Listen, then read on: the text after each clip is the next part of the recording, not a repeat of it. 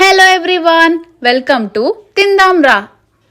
కమ్మగా ఎంతో రుచిగా ఉండే ఆలు మేతి ఫ్రై ఎలా తయారు చేయాలో చూద్దామండి. ఈ ఆలు మేతి ఫ్రై రైస్లోకి, చపాతీలోకి, పుల్కాలోకి చాలా బాగుంటుంది. ఈ ఫ్రైని ఎలా చేయాలో చూడాలంటే ఈ వీడియోని చివరి వరకు స్కిప్ చేయకుండా చూడండి. మా వీడియోస్ని మీరు లైక్ చేయండి, కొత్తగా చూసిన వారు అయితే సబ్స్క్రైబ్ చేయండి, అలానే పక్కన ఉన్న బెల్ ఐకాన్ క్లిక్ చేయండి. మేము డైలీ అప్లోడ్ చేసే ప్రతి వీడియో మీకు నోటిఫికేషన్గా వస్తాయి. స్టవ్ పైన ఒక కడాయి పెట్టుకుని ఒక 4 స్పూన్లు నూనె వేసుకోవాలండి. ఈ నూనె కొంచెం వేడెక్కిన తర్వాత దీంట్లో 1 స్పూన్ నిండుగా మినపప్పు వేసుకోవాలి, 1 స్పూన్ నిండుగా శనగపప్పు వేసుకోవాలి, 1 స్పూన్ ఆవాలు వేసుకోవాలి, 1 స్పూన్ జీలకర్ర వేసుకోవాలి. ఇవన్నీ చక్కగా మంచి రంగు వచ్చే వరకు వేయించుకోవాలి. మనం వేసుకున్న పోపులన్నీ చక్కగా వేగిన తర్వాత 2 ఎండుమిర్చిని ముక్కలుగా కట్ చేసి వేసుకోవాలి. కడిగి ఆరబెట్టుకున్న కరివేపాకును కూడా వేసి వేయించుకోవాలి. ఈ కరివేపాకు ఎండుమిర్చిని బాగా వేయించుకోవాలి. తర్వాత 2 ఉల్లిపాయలు చిన్న చిన్న ముక్కలుగా కట్ చేసి ఆ ముక్కలు కూడా వేసుకోవాలి. తర్వాత 2 పచ్చిమిర్చిని చీల్చుకుని ఆ పచ్చిమిర్చిని కూడా వేసి వేయించుకోవాలి. ఈ ఆలు మెంతి ఫ్రై చాలా రుచిగా ఉంటుందండి. చపాతీలో కూడా చాలా బాగుంటుంది, రైస్లో కూడా ఇంకా బాగుంటుంది. ఇలాగా ఉల్లిపాయలు పచ్చిమిర్చి వేయించుకోవాలండి.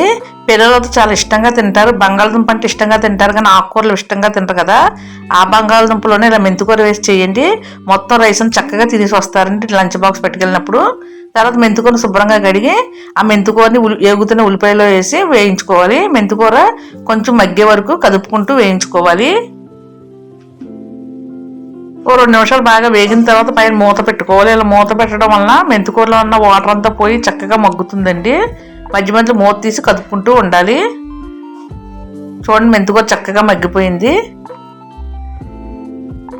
ఇక్కడ అయితే నేను బంగాళదుంపలు శుభ్రంగా ఉడికించి పైన తొక్కునంత తీసి ఇలా ముక్కలుగా కట్ చేసుకున్నాను. ఈ బంగాళదుంప ముక్కల్ని మెంతికూరలో వేసి బాగా కలుపుకోవాలి. మెంతికూర ఎక్కువ వేసుకుంటే ఇంకా బాగుంటుందండి, చిరుచేదుగా కూడా ఉండదండి, బాగుంటుందండి ఫ్రై.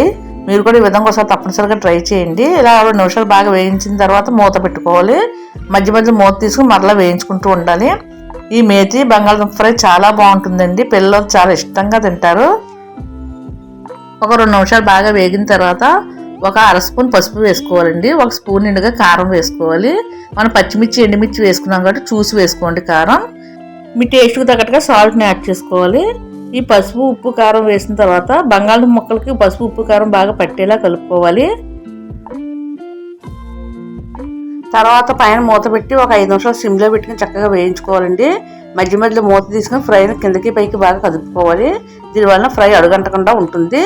ఈ ఫ్రై చాలా రుచిగా ఉంటుందండి, పిల్లలు చాలా ఇష్టంగా తింటారండి.